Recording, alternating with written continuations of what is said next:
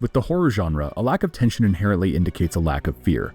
This anxiety and uncertainty is at the core of all nightmarish media.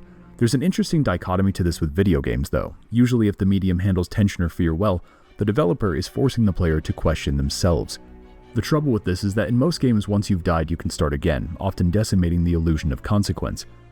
But what if there was tangible failure for your decisions? What if that sense of dread never dissipates because you can lose, well, everything? While dramatic, it's a relevant question. In August of 2014, Supermassive Games released Until Dawn as a PS4 exclusive, with it currently being ported to PS5 and PC. The game is an engaging, interactive B-movie slasher flick, with the setup being a classic horror movie premise. A bunch of college kids are partying in a cabin secluded on a mountain. What could go wrong? During the party, the group pulls a prank on one of the girls, so she gets embarrassed and runs off into the woods, and her sister follows her to make sure she's okay. Tragically, the twins then end up getting chased to a cliff by some mysterious figure and falling to their death. A year later, their brother invites everyone back for their annual party. From there, the player takes on the role of 8 different characters, tries to figure out why they're being hunted, and attempts to keep them alive through the night, hence the title. I use the phrase B-movie slasher with extreme intention. Anything from the dialogue, "Let's party like we're fucking porn stars, okay?" the jump scares,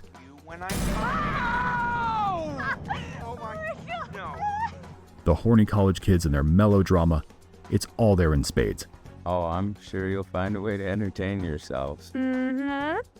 While this all sounds generic, that's intentional, and the story's quality only gets better the longer it continues.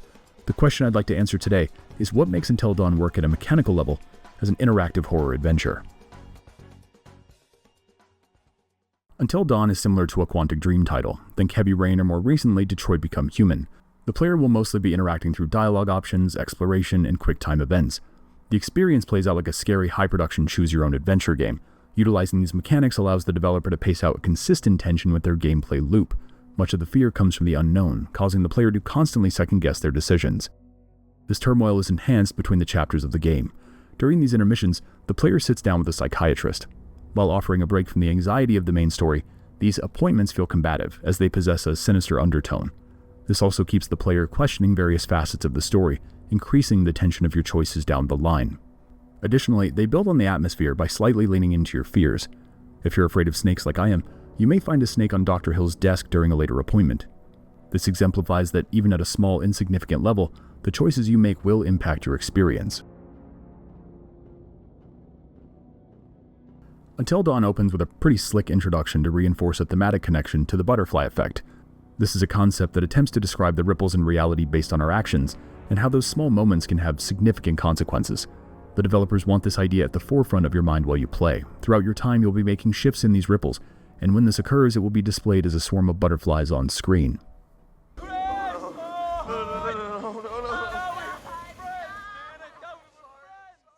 When exploring, similar to a classic Resident Evil game, the player will be in control via a fixed camera system.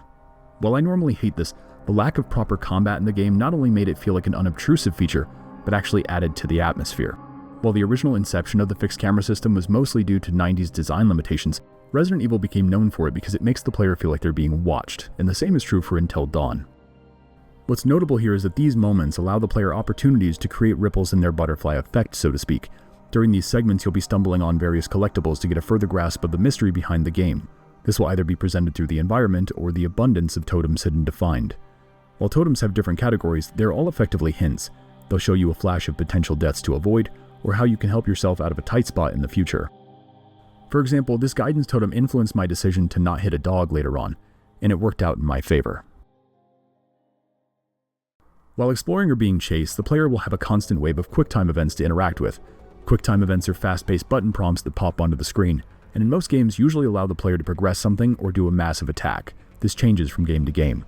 Sometimes they're used well, like the need to spam a button when you've gotten grabbed, but that wasn't how they were used for the majority of the mid-2000s. Prior to Until Dawn, I mostly correlated QuickTime events with that era because they were improperly implemented and overused. Take Star Wars The Force Unleashed as an obvious example. You're fighting a boss, and in order to properly engage with the game's systems, you take the player's control away from the core mechanics. Now a cutscene is fighting the boss for me, and my action game feels less like an action game, and more like a JRPG. That's antithetical to good game design. You want the player to stay firmly in the flow of your core loop, not be ripped away from it. QTEs were often just a flashy means to show off graphics for the time, or they offered a jarring and mechanically soulless power trip. Until Dawn is one of those special gems that solves this QTE problem I have by baking permanent failure into the game design. This keeps you focused and immersed, as it causes a constant state of minor tension. Supermassive builds on their butterfly effect approach with the choice and consequence of a quality RPG.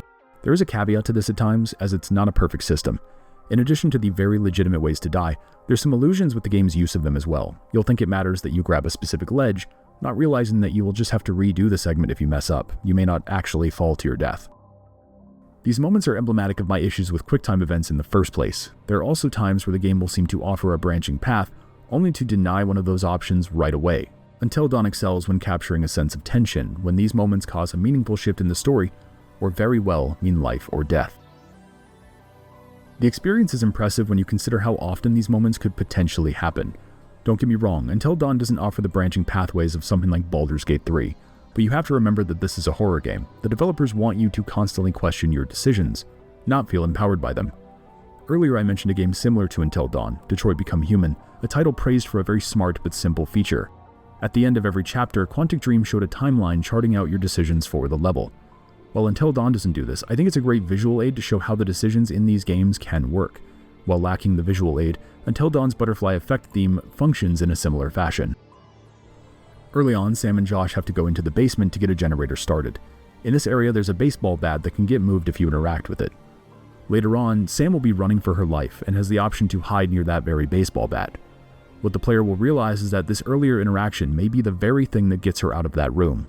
During these sequences, your brain will have a number of things to be freaking out about. What if I hadn't found that baseball bat? What if I missed the QuickTime event a few seconds ago on the broken stairs? What would have happened if I ran instead of hiding? The inclusion of the baseball bat is almost another cause for concern too. Existentially, it raises the question, based on my earlier actions, can I even get this character out of here alive? Supermassive Games' ability to create tension, dread, and anxiety for the player is deserving of the highest praise. I used to hate QuickTime events, and while they're not perfectly implemented, Until Dawn was able to take that idea and make me feel a legitimate sense of tension with every action made. That is no small feat. This not only made me respect QuickTime events as a game design concept, but offered an unparalleled piece of horror media in the process. Until Dawn succeeded not only as an incredible video game, but by using the art form, the actual mechanics, offers arguably the most compelling and engaging slasher experience I've ever had.